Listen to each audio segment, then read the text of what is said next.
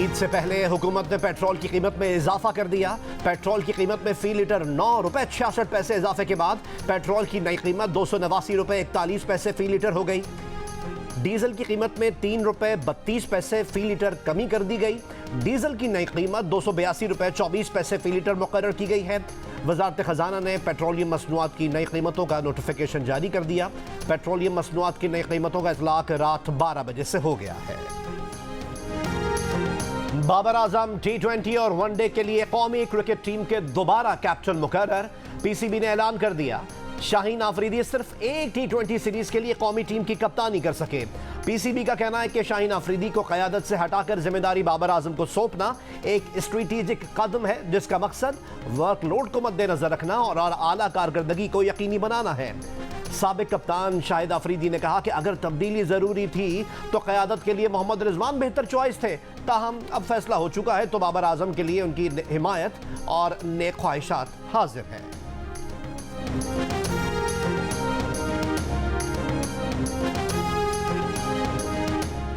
क्या शाहीन आफरीदी बाबर आजम को कप्तानी मिलने से नाराज हैं? पीसीबी ने एक बयान में कहा कि शाहीन आफरीदी का कहना है कि बहैसियत खिलाड़ी इनका फर्ज है कि कप्तान की हिमायत करें। मैदान के अंदर और बाहर बाबर आजम की मदद करने की कोशिश करेंगे, लेकिन खुद शाहीन आफरीदी पाकिस्तान क्रिकेट बोर्ड के जारी बयान से लाइल्म निकले।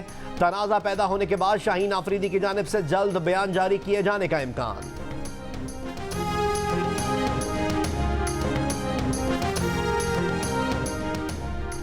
पाकिस्तान का अमरीका के साथ आलमी अमन के लिए मिलकर काम करने का आज़म। वज़ीर आज़म शहबाज शरीफ ने अमरीकी सदर के खत के जवाब में कहा पाकिस्तान अमरीका से ताल्लुकात को कलीदी अहमियत देता है। खित्ते की तरक्की और खुशहाली के मुश्तरका हदफ के हुसूल के लिए भी मिलकर काम करना चाहते हैं। दोनों ममालिक तवानाई, मौसमियाती तब्दीली, ज़राअत और दीगर शोबों में मिलकर काम कर रहे हैं। अमरीकी सदर जो बाइडन ने 2 रोज़ पहले वज़ीर आज़म शहबाज शरीफ को खत लिखा था। पाकिस्तान के साथ खड़ा रहने का आज़म जाहिर किया था। तवील अरसे बाद किसी अमरीकी सदर ने पाकिस्तानी वज़ीर आज़म को खत लिखा था। साइफर और पीटीआई के इल्ज़ामात से दोनों मुल्कों के ताल्लुकात में सर्दमहरी आ गई थी। कराची वाले जराइम होने को वैसे ही कबूल कर लें जैसे दूसरे मामलात की ऊंच नीच। जिंदगी के दीगर मामलात की तरह जराइम भी एक हकीकत है। अल्फाज अगरचे ये नहीं, लेकिन पैगाम यही दिया सिंध के नए वजीर दाखिला ज़िया लिंजार ने आज हुई एक प्रेस कॉन्फ्रेंस में। 2024 के 3 महीनों में स्ट्रीट क्राइम की 49 हलाकतों को नज़रअंदाज करते हुए वजीर दाखिला कहते हैं मीडिया कराची का स्ट्रीट क्राइम बढ़ा चढ़ा कर पेश करता है। ये जिंदगी का कारोबार है, कारोबार चलता है तो क्राइम भी हो जाते हैं। वजीर दाखिला सिंध ने कराची में स्ट्रीट क्राइम खत्म करने के अज़म का इजहार भी किया। जहां वहां अफराद के लवाहिकीन से हमदर्दी भी जाहिर की। दूसरी जानिब अमन व अमान से मुतालिक इजलास में IG सिंध गुलाम नबी मेमन ने कहा कि छीना झपटी के वाक़यात में आवाम का कत्ल नाकाबिले बर्दाश्त है।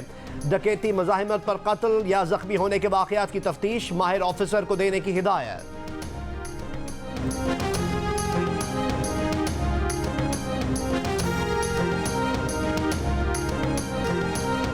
कराची के शहरी डाकुओं के निशाने पर, पुलिस स्ट्रीट क्रिमिनल्स को लगाम देने में नाकाम। न्यू कराची में पुलिस और डाकुओं के दरमियान मुबैना मुकाबले की जद में आकर शहरी जाँ बहक। मकतूल कांझी 4 बच्चों का बाप था। एक मुलजिम गिरफ्तार, दूसरा फरार हो गया। पुलिस के मुताबिक मकतूल कांझी को डाकुओं की गोली लगी। राशिद मिनाज रोड पर डाकुओं ने दर्जनों शहरियों के सामने पेट्रोल पंप लूट लिया। FB एरिया ब्लॉक 9 में बाइक राइडर अली रहबर से डकैती की CCTV वीडियो सामने आ गई। माह रमज़ान में डाकुओं की फायरिंग से अब तक 10 जबकि 3 महीनों में 49 शहरी कराची में जहां बहक हो चुके हैं। सिंध हुकूमत ने कराची में बेअमनी पर कराची पुलिस चीफ खादिम रेंद का तबादला कर दिया। इमरान याकूब मिनहास को पुलिस चीफ का चार्ज सौंप दिया।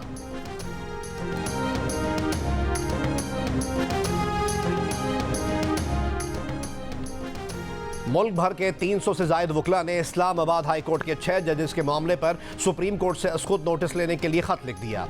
साबिक चीफ जस्टिस पाकिस्तान तसद्दुक जिलानी के बेटे साकिब जिलानी भी खत लिखने वालों में शामिल। खत लिखने वालों में सलमान अकरम राजा, अब्दुल मुईज़ जाफरी, ईमान मजारी और जैनब जंजुआ और दीगर शामिल हैं। खत में लिखा कि सुप्रीम कोर्ट तमाम दस्तयाब जजेस पर मुश्तमिल बेंच तश्कील देकर समाअत करे।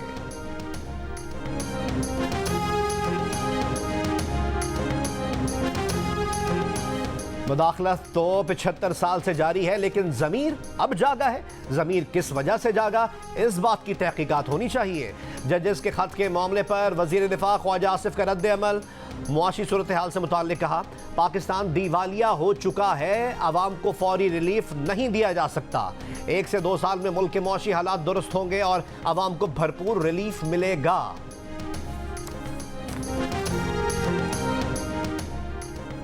बानी पीटीआई की रिहाई के लिए पेशावर में तहरीक इंसाफ की एहतजाजी रैली, पार्टी के मरकजी रहनुमाओं की शिरकत। गौहर अली खान ने खिताब में कहा कि बानी पीटीआई पर सारे केसेस जाली हैं। शेर अफजल मरवत ने कहा कि चोर और डाकुओं से अपना मैंडेट वापस लेंगे। पहली दफा जजेस ने हिम्मत करके कौम को आईना दिखाया। पेशावर रैली में रहनुमाओं की एक दूसरे की तकरीर में मुदाखलत। बैरिस्टर गौहर की तकरीर के दौरान फैसल जावेद और शेर अफजल मरवत की तकरीर। बैरिस्टर गौहर और उमर अयूब शेर अफजल मरवत से माइक मांगते रहे। उमर अयूब तकरीर मुकम्मल ना कर सके। बैरिस्टर गौहर तकरीर पूरी किए बगैर रवाना हो गए। कराची में सीव्यू पर खुर्रम शेर जमान की क़यादत में पीटीआई की रैली निकाली गई।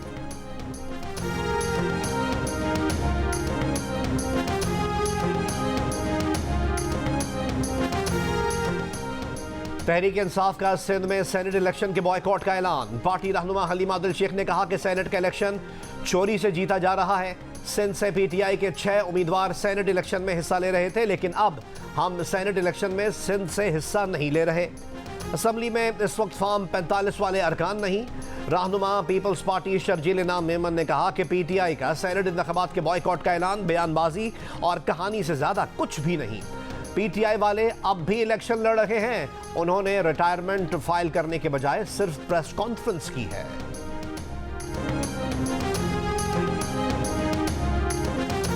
अपनी दूरंदेशी की बदौलत जंग ग्रुप को पाकिस्तान का सबसे बड़ा, सबसे मोतबर मीडिया ग्रुप बनाने वाले मीर जावेदुर रहमान की चौथी बरसी मनाई गई। 16 अगस्त 1946 को पैदा होने वाले मीर जावेदुर रहमान ने निस्फ सदी से जायद जिंदगी सहाफत की नजर की। वो जंग ग्रुप के साबिक पब्लिशर, चेयरमैन और मैनेजिंग डायरेक्टर, जबकि हफ्त रोज़ा अखबार जहां के एडिटर इन चीफ भी रहे। अपने अजीम वालिद मीर खलीलुर रहमान के विजन को आगे बढ़ाया।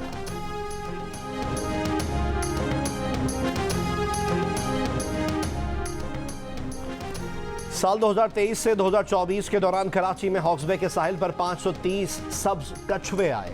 इनमें से 270 सब्ज कछुए चहलकदमी के बाद वापस समंदर में चले गए। 260 कछुओं ने साहिल पर अंडे देने के लिए जगह तलाश की। मरीन टर्टल कंजर्वेशन यूनिट ने अंडे वाली जगहों की हिफाजत की। 16 कछुओं को टैग भी किया गया। इन अंडों से 14,960 बच्चे निकले, जिन्हें बाहिफाजत समंदर की तरफ रवाना कर दिया गया। महकमा जंगली हयात ने तफसीलात बता दी। महकमे के मुताबिक अंडे देने के बाद मादा कछुई समंदर में चली जाती है। जिस दिन बच्चे अंडों से निकलते हैं, इनकी माँ हिफाजत के लिए मौजूद नहीं होती। अंडों से निकलते ही बच्चे समंदर का रुख करते हैं। इसराइली फौज ने अशिफा हॉस्पिटल के 13 रोज़ा मुहासरे में 400 से ज़्यादा फ़लस्तीनियों को शहीद कर दिया। गजा शहर में इमदाद के मुंतज़िर अफराद पर इसराइली फ़ौज की फायरिंग, 17 फ़लस्तीनी शहीद। अल-अक्सा हॉस्पिटल में सहाफ़ियों के खैमों पर हमला, 2 फ़लस्तीनी शहीद, मुतादिद सहाफ़ी ज़ख्मी। कल से अब तक मज़ीद 75 से ज़्यादा फ़लस्तीनी शहीद।